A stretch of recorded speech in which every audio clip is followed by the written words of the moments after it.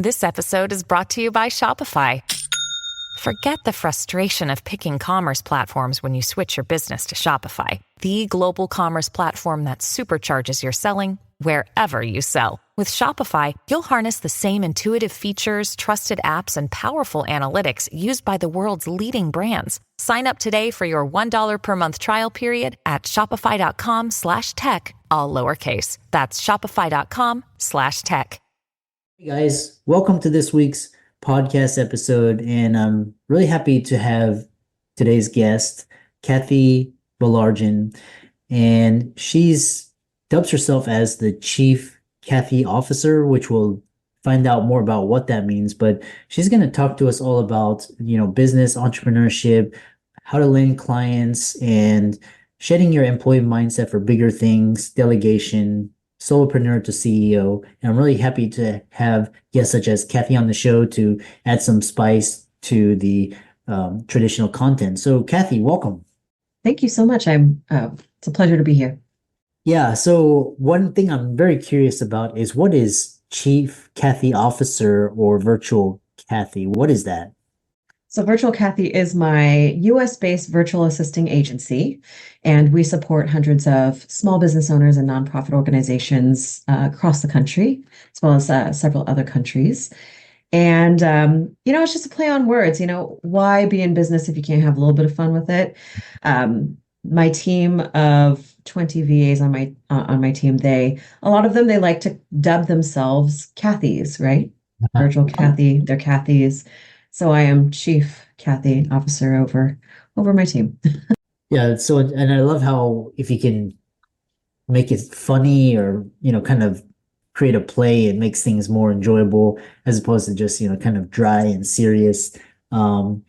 Which brings us to this next question is this idea of because I love this how you named your assistant Cathy, and there's with GPTs and a lot of these AI bots now, it's going to really change things. So first theme I like to talk about is navigating the virtual shift, and with increasingly remote work, demand for virtual assistants has soared. And so from your perspective, what are key factors driving this shift, and how has Virtual Cathy adapted its service to meet these evolving needs? Virtual assisting, I see it as really a great alternative to just traditional employment, right? There's so many people who are working online nowadays where it does seem a little, strange for them to have like a remote staff. Remote business, they're not housing anybody, but ultimately that's kind of that's the name of the game these days, which is really nice, keep overhead low. But ultimately, I found just in my own local business community that business owners were so inundated with admin tasks, and a lot of times they didn't even have part-time work for somebody that they could hire somebody, right? And usually with that traditional employment setting, you feel like you should probably hire somebody at least 25 hours per week. And so the great thing about virtual assisting is that it's a little bit more on demand, and it has more opportunities to get even daily support that you need without feeling like you have to really put your business profitability on the line by hiring somebody part-time or full-time. So you can hire somebody as low as 10 hours a month and still have some of that admin burden taken off your plate without feeling that number crunch of having so many hours and trying to have to come up with so many hours and so much work for that person to take on. And I love this idea where in this virtual world, people are looking for work, and this is kind of like VA. You can VA on the side and kind of add some side income, which in a lot of business owners, they could free up, if it frees up 10 hours to do bigger things where you can pitch, land a large contract or a large client, that's, that would be money well worth spent. Which leads me to this next question is this shedding your employee mindset for bigger things, because a lot of the audience out there are so used to doing things themselves. They're just like, oh, I'll Yes. just do it. And then they can't delegate, and they don't trust, and it kind of limits them because they have to be micromanaging. It adds stress. So kind of talk about that. Yeah, absolutely. I feel like the majority of people who get into business, they've most likely been an employee. And whether they liked that dynamic or not may have something to do with the fact that they go into business for themselves. But it's really difficult for them to get out of that employee mindset where, like you said, they feel responsible for doing everything. And they have this mindset of like, well, if I can do it, I should be doing it. And then they just get completely inundated with the mundane and the daily work and the daily tasks. And it really hinders them from being able to grow and scale and focus on what, one, they love doing in their business, what really prompted them to start their business, but then two, like, what are they really good at that no one else can really do? I bet it's not admin work, right? I bet it's whatever service they're providing. And so getting to that place, there's definitely that shift that has to happen in order for somebody to grow and for their business to grow, where they're like, okay, if you're stepping into that CEO role, that means you do need to start delegating and you got to figure out what works best for you. And you need to shed some of that just regular stuff that somebody else can do. And it's tough because so many people are like, oh, I'm a business owner, and they kind of have some control issues. Let's just be honest, right? No, But then if you really want to become the business owner and that CEO, you've got to let go and be able to delegate to people who's much better suited and fit to take care of those things. yeah. It's really this idea of just control, and because a lot of physicians, like I said, they're just so used to doing everything themselves, and we're perfectionists. So it's like if you can get the job done like 80% and you can pay like, $15 an hour, saves you an hour, your hours worth probably, $400 or $500 per hour. You could use that to, do bigger, better things. So and you just take it out of the cost of how much you're making per hour. So the next question is the follow-up question is this mastering the art of delegation, and you have this not so subtle art. And so share some insights in the common barriers entrepreneurs face when it comes to delegating tasks. What strategies do you recommend for overcoming these hurdles to enhance productivity and business growth? Yeah, absolutely. Most business owners could attest that they have had these common excuses as to why they don't delegate, right? So, one common excuse could be, I could do it better, right? Or it's going to take me longer to train somebody than if I just did it myself. Or, there's no reason why I shouldn't do it. I have time in my day to do that, right? So Yeah. we're giving ourselves all of these excuses as to why we shouldn't be delegating. And the reasoning is, whether it's control, whether they feel like they can't afford it, whether, that they have to kind of figure that out, right? But ultimately, delegation is a skill set. It's not something that people are just inherently born with and they just know how to do, and they have such an easy time doing it. And they'll have to figure out what's going to work best for them when it comes to delegating. There's a lot of people out there that want to support your business in some way, whether that's admin, marketing, whatever. And so finding the best person that can really enhance your delegation skill set wherever it is, right, is going to be the best practice. Right. So, for example, if you want somebody to, you can hire and they kind of know exactly what they should be doing on a daily, and you just really need to like give them some limited verbal, reminders, then you're probably going to pay a little bit more than if, let's say, you are the type of, type A, already have written processes down, and you just want to hand them over this step-by-step guide and on how to do something that you've done, previously in your business. So what is the best fit for you? Because there's going to be somebody with that skill set, but you got to figure out what that skill set is. If you are looking for somebody who kind of has innately knows what they should be doing, but then you hire somebody who is ready for that step-by-step instruction, it's never going to work. And so figuring out where you're at with the delegation process, like, oh, I need somebody where I can verbally process something and they can take down the notes and they can create a process from it. Find that person.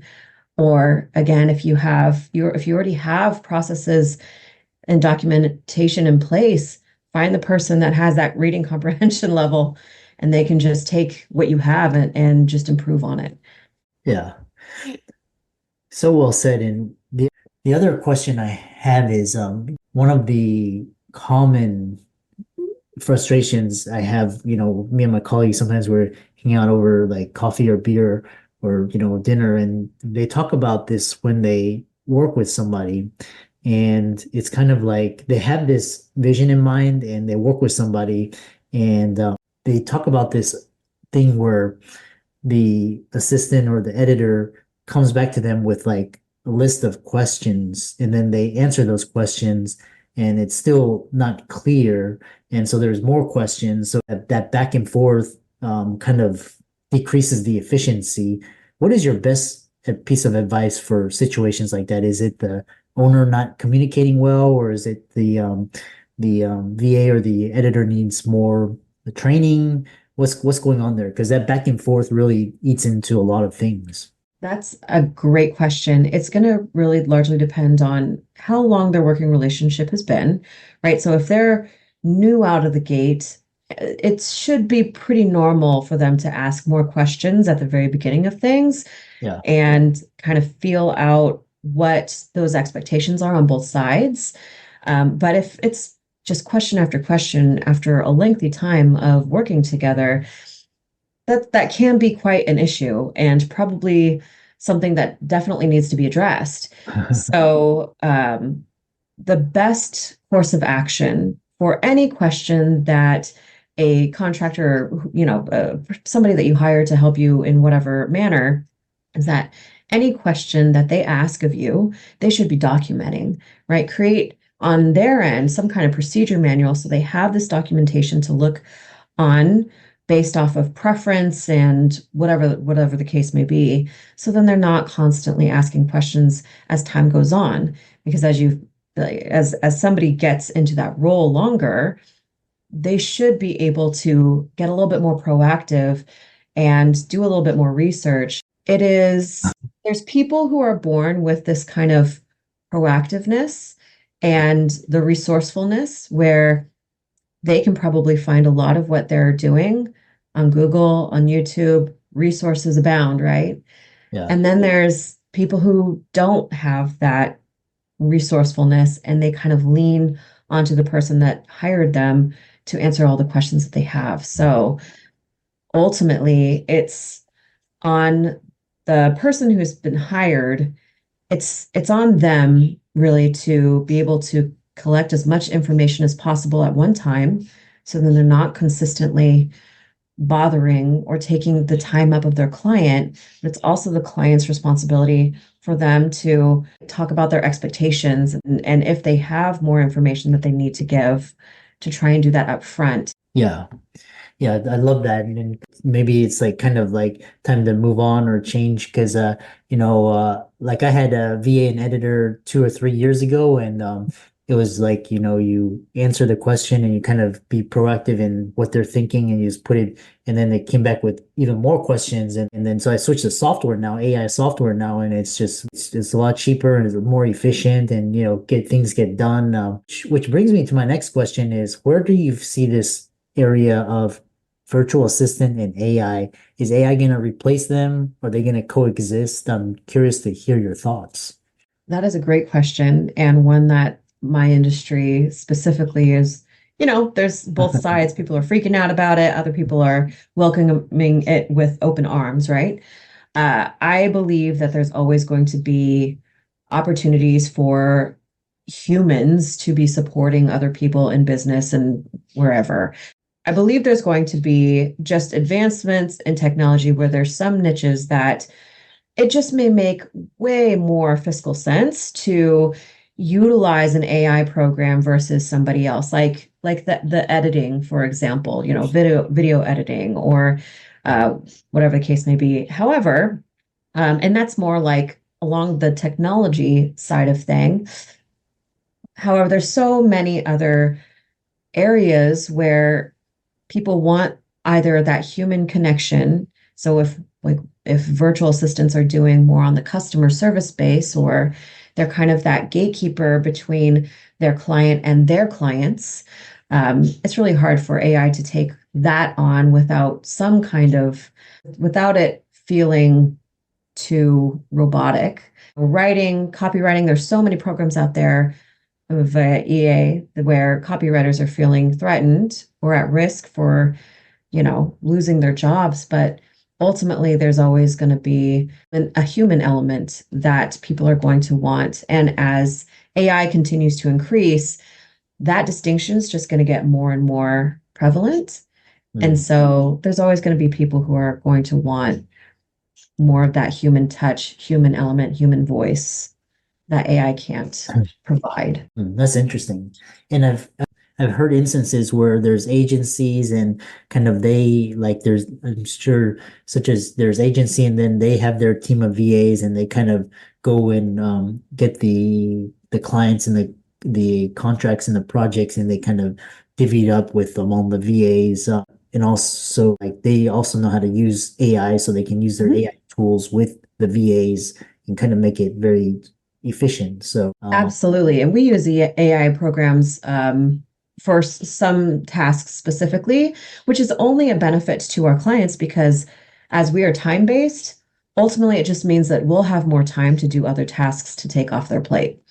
yeah, I love that. I love this question. And, we talked about AI, but what are some other trends, developments, that you think will shape the future of your industry? And what's your perspective on, your current state and where everything's going? With the increase in virtual assistants becoming more mainstream, I would like to think that in the future, whether that's the near future or not, there would be some kind of standardization that comes with our industry. So, especially over the last 3 years, everybody and their mother wants to become a virtual assistant, and virtual assistant itself has become this huge umbrella term where anything that could be done remotely could potentially be construed as a virtual assistant, which makes things really blurry. So when somebody says, "Oh, I need to hire a virtual assistant,"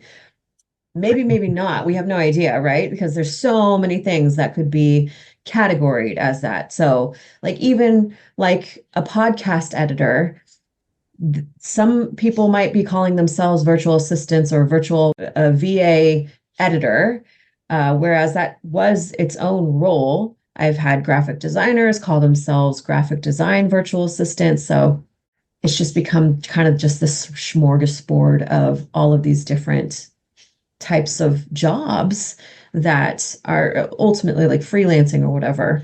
And so with the interest in working from home and the that parallels these you already have experience with admin, there's always going to be this question of quality, with really any kind of industry that kind of pops up and really grows as well as ours did.